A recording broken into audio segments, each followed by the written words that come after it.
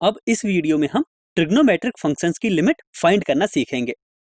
इसे हम एक एग्जांपल से समझते हैं कि हमें sin x अपॉन एक्स की at x is equal to 0 पर लिमिट फाइंड करनी है। तो इसे हम कैसे करेंगे? सबसे पहले यदि हम इसे देखें तो ये जो गिवन फंक्शन है वह x इज इक्वल टू 0 पर हमें इनडिटर्मिनेट फॉर्म में मिल रहा है।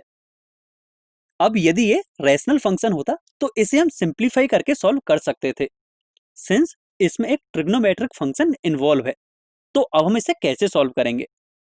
अभी हम सैंडविच थ्योरम में ये पढ़ चुके हैं कि जो sin x अपॉन एक्स है वह दो फंक्शंस 1 एंड cos x के बीच में सैंडविच होता है।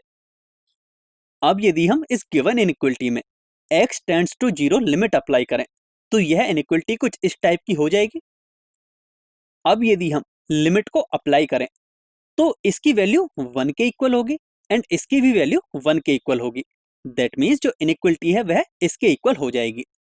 तो हम यहां से ये कह सकते हैं कि limit x tends to 0 sin x upon x की वैल्यू 1 से छोटी भी है एंड 1 से बड़ी भी है। अब ऐसा कब होता है? ऐसा तभी पॉसिबल होता है जबकि इसकी वैल्यू 1 के इक्वल हो। दैट मीन्स हम ये कहेंगे कि limit x tends to 0 sin x upon x की वैल्यू 1 के इक्वल होगी। तो अब आप देख सकते हो कि हमने सैंडविच थ्योरम का यूज करके उस फंक्शन की लिमिट भी फाइंड कर ली है जिसमें कि ट्रिग्नोमेट्रिक फंक्शन इन्वॉल्व है। अब जो रिजल्ट हमें ये मिला है वह आपको डायरेक्ट ही याद रखना है, क्योंकि यह एक स्टैंडर्ड रिजल्ट है जिसे कि आप आगे डायरेक्ट ही अप्लाई करोगे।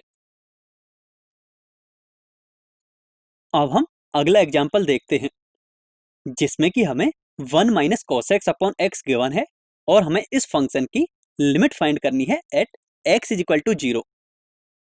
तो चलिए अब हम इसका सॉल्यूशन देखते हैं। तो हमें इस फंक्शन की लिमिट फाइंड करनी है at x is equal to 0। तो यदि हम इस फंक्शन को देखें तो given function x is equal to 0 पर 0.0 की फॉर्म में है, यानी कि इनडिटर्मिनेट फॉर्म में है। तो अब हम इसे कैसे सॉल्व करेंगे? यदि आप यहां से देखो तो न्यूमरेटर में है 1 माइनस कॉस एक्स। अब हम यदि यहाँ cos 2x का फॉर्मूला अप्लाई करें तो हम जानते हैं कि जो 1 माइनस कॉस 2x है वह 2 साइन स्क्वायर एक्स के इक्वल होता है। अब सिंस क्वेश्चन में 2x की जगह x है तो 1 माइनस कॉस एक्स को हम लिख सकते हैं 2 साइन स्क्वायर एक्स बाई 2। अब यदि हम न्यूमरेटर में साइन स्क्वायर एक्स बाई 2 को स्प्लिट करके लिखते तो यह कुछ इस तरह का हो जाएगा। एंड अलजेब्रा ऑफ लिमिट्स में हम पढ़ चुके हैं कि यदि कोई हमें दो फंक्शंस मल्टीप्लिकेशन की फॉर्म में गिवन है और हमें उनके लिए किसी पॉइंट पर लिमिट फाइंड करनी है, then it will be equal to first function के लिए लिमिट फाइंड करें at given point into second function के लिए लिमिट फाइंड करें एट गिवन पॉइंट। तो जब हम इस रूल को यहां अप्लाई करेंगे तो हम क्वेश्चन को कुछ इस तरह भी लिख सकते हैं। अब यदि आप फर्स्ट पार्ट को देखोगे तो इसके न्यूमरेटर में है 2 sine x by 2 and denominator में है x। तो जो न्यूमरेटर में 2 है उसे यदि हम डिनोमिनेटर में ले आए तो इसे हम कुछ इस तरह भी लिख सकते हैं। अब ऐसा लिखने का फायदा क्या हुआ कि यदि आप फर्स्ट पार्ट को देखोगे तो इसको हम 1 के इक्वल लिख सकते हैं, क्योंकि हम पढ़ चुके हैं कि limit x tends to 0 sine x upon x की वैल्यू 1 होती है। बस फर्क इतना है कि वहां x की जगह x बाई 2 है, तो इसकी जगह 1 लिख सकते हैं एंड सेकंड वाले की वैल्यू हमें 0 के इक्वल मिलेगी। एंड यदि हम फाइनल आंसर की बात करें तो वह हमें 0 के इक्वल मिलेगा।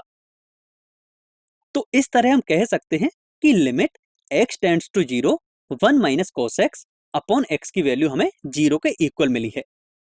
यह भी एक स्टैंडर्ड रिजल्ट है जो कि आपको डायरेक्ट ही याद रखना है। तो आपने ट्रिग्नोमेट्रिक फंक्शंस के लिए अभी तक क्या क्या सीखा कि limit x tends to 0 sin x upon x की वैल्यू 1 होती है and limit x tends to 0 1 minus cos x upon x की वैल्यू 0 होती है।